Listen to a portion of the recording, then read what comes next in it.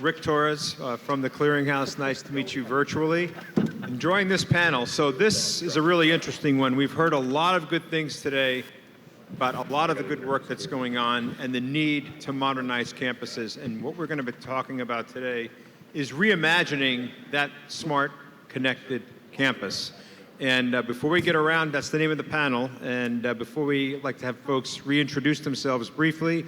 And Niraj, you came out. So John, I know you have not had the chance to introduce yourself, so please do so. Thanks. I'm John Braswell with ACI Worldwide. Our company provides payment solutions for a number of industries, including higher education. We are a global payments company and process about 125 billion consumer transactions in the U.S. each year. Thank you. And then over to Stacy, who also hasn't had a chance to introduce yourself. Hey, thank you. My name is Stacy Marshall. I'm the Regional Vice President for Mitel with a specific focus in vertical markets, again, pointed toward higher education. Mitel is a development communication software company via what we consider omni-channel, which actually includes voice, email, SMS, web chat, and AI applications. Thank you. So I'm going to set some context for the conversation, then lob the first question out to the group. And I'm going to let Tim know, whoops. We've lost him. The first one to get a question. Looks like the mic might be fading in it. Let's see. Let's see if it keeps, well, if it fades again, we'll just, well, I guess we're going to swap it out. All right, thank you. So look, over the last 2 years, there's been no question that one of the big evolutions that's happened is the number of touchless transactions have increased dramatically. We know this, right? Our own lives every day. You know, you've gone to Grubhub delivery and Uber Eats and they drop it off and you go pick it up, but also how you pay for things. A lot of it continues to evolve. And then you begin thinking about what should be the student, faculty, administrator, parent, alumni experience with a modern campus, with a smart, connected technology enabling underpinning. And colleges and universities are beginning to evolve their own brand. And a lot of it's coming to deal with, well, what's the experience that even a recruit has when they come to the campus? And how does that shape how they think about, who we are? And there's lots of examples of modernization that colleges are taking. The use of AI to support some typical activities like transcript ordering and things along those lines. At the Clearinghouse, we have one interesting one, because it takes time. I joined the Clearinghouse in 2008, and back then, about more than that, about 45% of the transcripts were paper. Paper. Today, it's still about 5 or 6%, but it's evolved right now, and most of it's electronic. But now, all of a sudden, blockchain's coming in, an NFT, and that becomes the bleeding edge. So there's another transformation that's happening out there that's technical. Supposed to be, it's going to help the learner, progress in their career, but it's an evolution. So the first question I have, and Tim, I'm going to hit you with this first. What do you see as the role and the potential adoption curve of schools of the latest technology like AI, QR codes, keychains, chatbots? How do you see this adoption curve happening? And you can maybe talk about it from the University of Georgia perspective, but I'm sure you talk to fellow colleagues, that are in the colleges, and I'm sure you've been able to glean some insights from them on that as well. That is a fascinating question. And frankly, with what's going on in the world today, digital currency and digital credentials, I don't know what the hell that means in a country that doesn't have cell phone service or electricity. So, the world changes in interesting ways. And, the kind of question becomes, how do you adopt technologies, that best fit a certain time? I will tell you the University of Georgia, relative to other institutions, tends to be a later adopter of technology. And we also tend to be an institution that focuses relentlessly on standardization and elimination of redundancy. So as we kind of entered the pandemic, we benefited enormously from the fact that we had standardized that toolkit and what was available to faculty and administrators to have touch points with their students. And it made it incredibly easier to pivot and really continue our missions during that pandemic. And that includes the standardization around a single learning management system, standardization around a single platform for synchronous and asynchronous learning, a single platform for video capture and media distribution and content distribution. And that made it so much easier for our partners and the faculty to really pivot and keep our focus on students during the pandemic. I think you find there's a bleeding edge among all institutions. So, you know, the CIO, my counterpart at Oral Roberts University, is really on the bleeding edge with the blockchain and credentials. And I think he's done some fairly interesting work. From the standpoint of the University of Georgia, we tend to be a later adopter as technologies hit mainstream. Frankly, that allows us as a $2 billion revenue entity to compete quite well with institutions that have multiples of billions of revenue ahead of us. And so I think that slower adopter approach has, I think, served us well. Thank you very much, Tim. Great response to that. And I wanted to turn it over to Gabrielle. From your perspective, you know, coming from with your business in mind and the kind of change you're trying to bring there, what's your view of the adoption curve for these types of technologies and some of the big obstacles that you see there? Absolutely. So when it comes to adopting these new technologies, I think the biggest thing is I feel people just want to create a big leap and they just want to do everything at once. And these types of implementations don't happen all at once. And it's really important that we think strategically about how we implement it, why we implement it. At Beyond Academics, we really focus on the faculty and student experience first. We really understand what's going on in their ecosystem from all perspectives. We do ThinkSpace sessions. Some of you have attended our ThinkSpaces, so you know what that's all about. But we really want to get an understanding of what is actually happening, and then figuring out, okay, where can we make tweaks? Where can we automate? Because, you know, not all work is designed to be automated. I mean, education especially is such a humanistic experience, and without emotions involved in learning, learning does not take place, because students are not numbers. They are people, and people do not learn when they do not feel like they are cared for, when they do not feel like they are safe. You know, in my education training, about 90% of my training was all about how do you create an inclusive learning environment, because that was the number one thing. And so what automation and a lot of these smart technologies will do will actually enable people to do their jobs better. It will enable them to be able to serve the student on a different level, rather than if they were just doing some of these processes manually. And you know, students are used to these experiences right now because we have smart banking, we have smart retail, we have, you know, Amazon. I mean, Amazon is a prime example of customer service. I just had an event last week where my card was compromised and my bank was able to detect that there was, you know, a change in my activity. And I got an automated text saying, hey, did you authorize this? I said no. Within seconds, I had a call come in. I had a person on the phone. They got my PIN reset, a card reset, the whole shebang within less than a few minutes. And I thought, wow, that's the way a student experience should be. Because automation was used where it was necessary. And then when they actually needed to have that conversation with me, someone was on the phone within minutes. Or not, within seconds, and then resolved within minutes.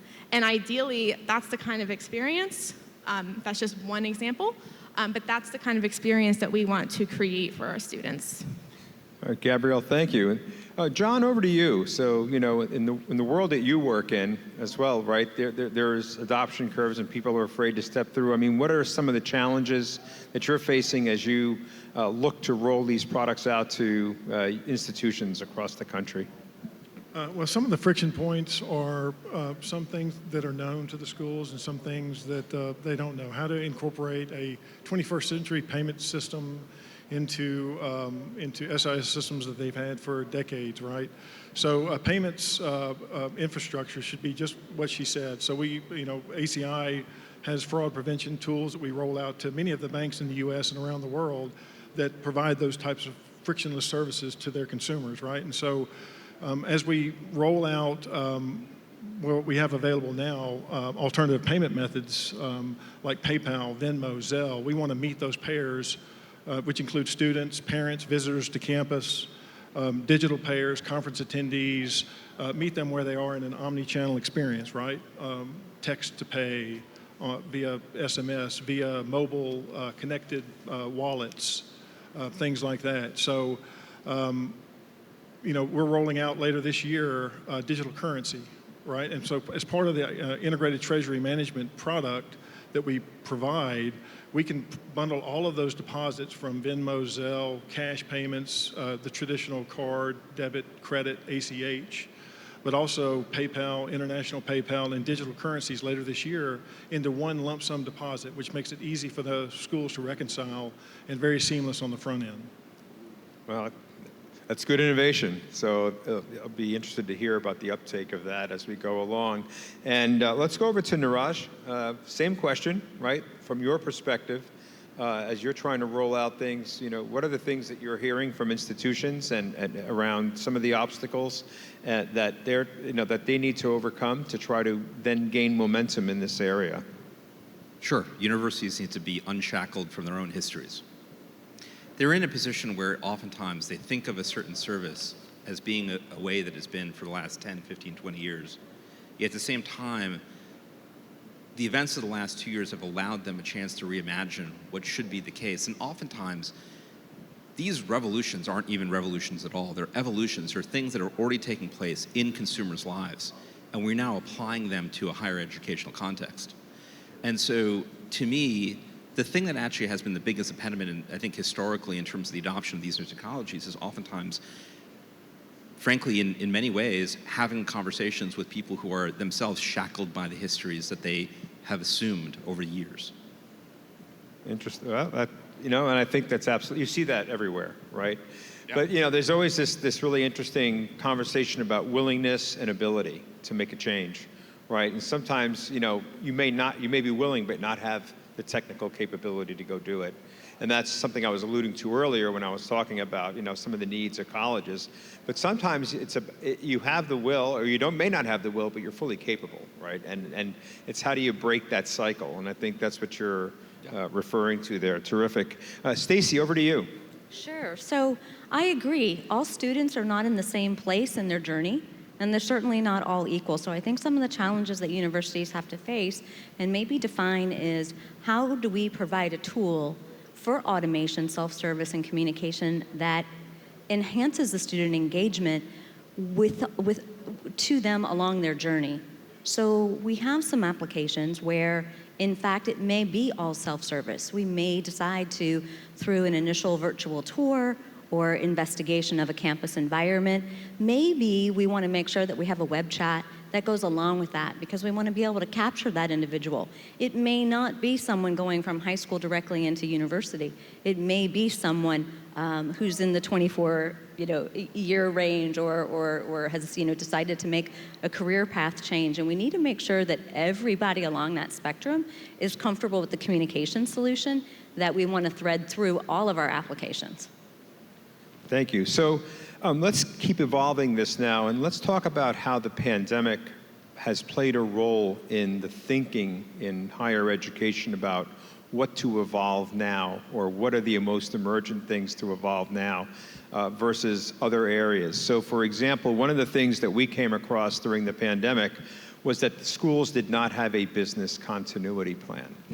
Right? Everything was done in the office, and it was a mess both at not only the post-secondary level, but frankly at the high school level, where there was just no post-secondary plan. So in listening to the conversations today, I'd like you to think about in this next comment, almost separating out learning, because learning certainly went through some evolution. Some were successful and some weren't, and learning support.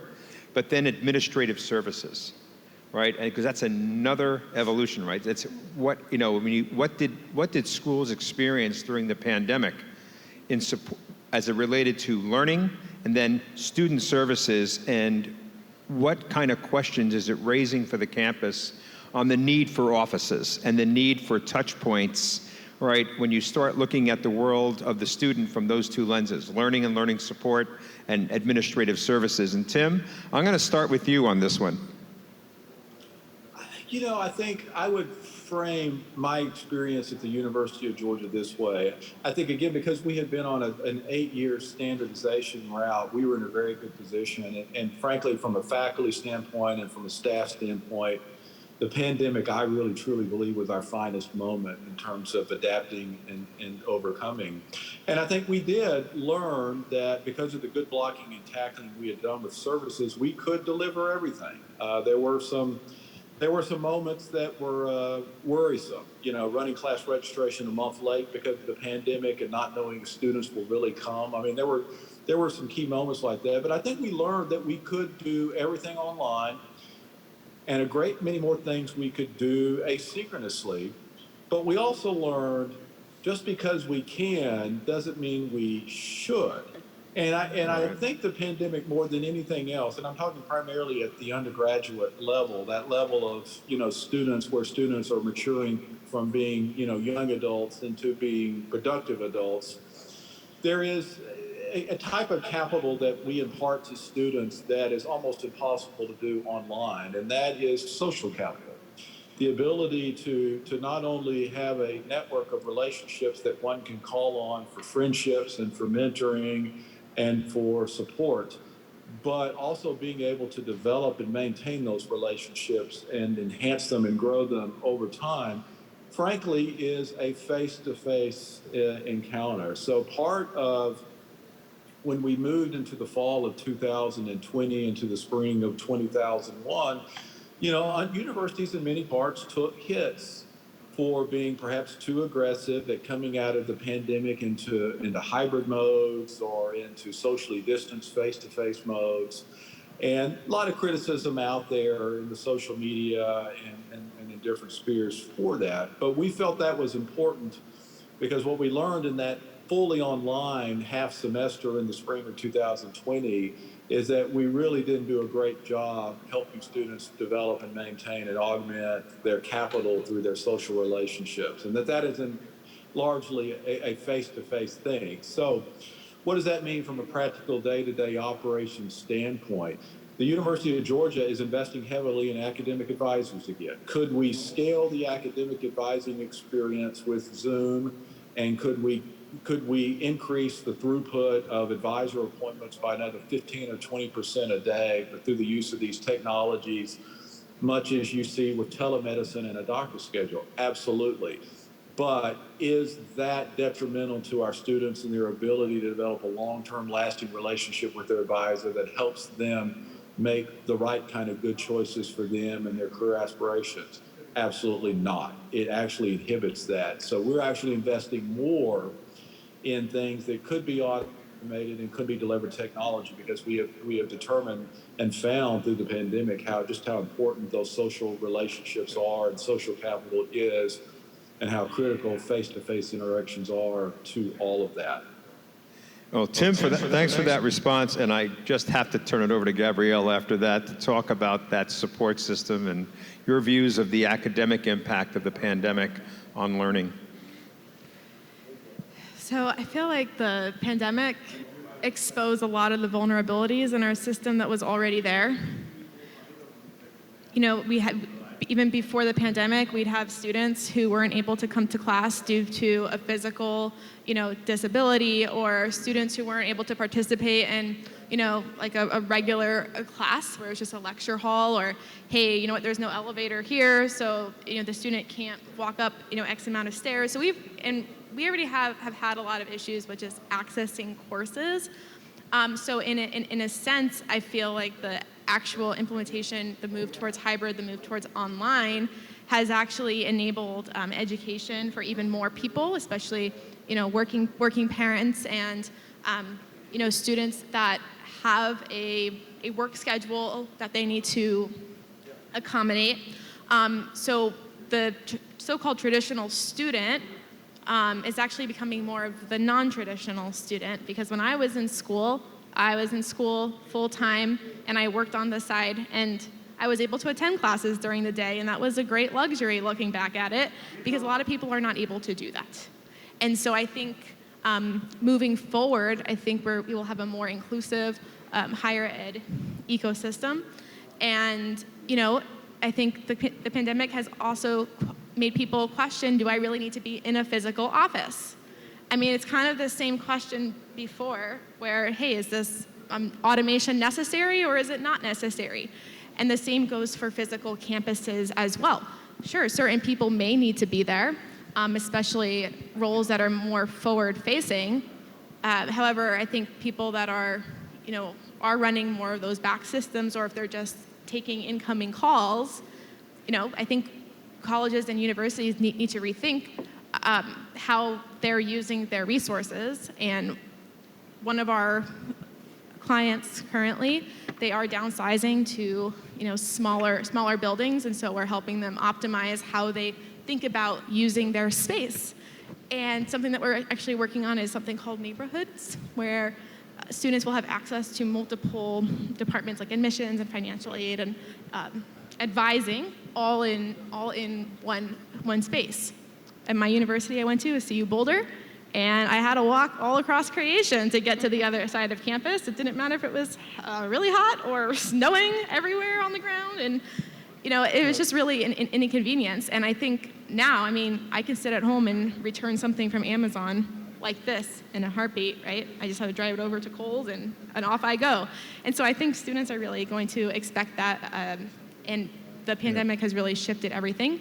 There's no going back, just like the keynote topic was today with Katzman. So that's all I have to say. Well, thank you. That. I think, I want to hit on a point here that's really important about some students require high touch.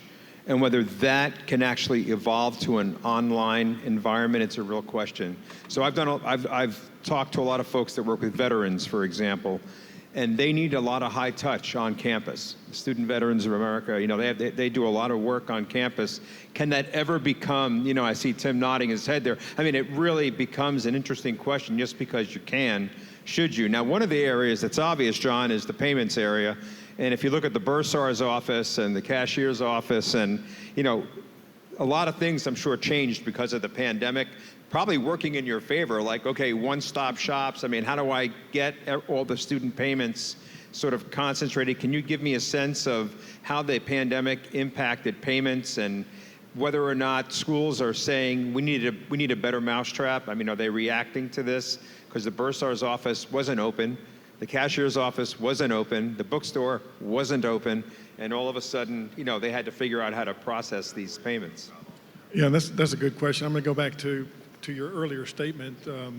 Even though we can, should we, right? Or should a school go completely? I think the hybrid model is the answer, and I think there's a generational difference here, because a lot of people like to get out and be in front of people, right? So I think our company had 33 offices worldwide at the beginning of the pandemic, and we now have, I think, 13 offices worldwide. We closed 20 offices worldwide due to the pandemic. So I think that it's also exposed something that we need, that human interaction. I think the pandemic has accelerated the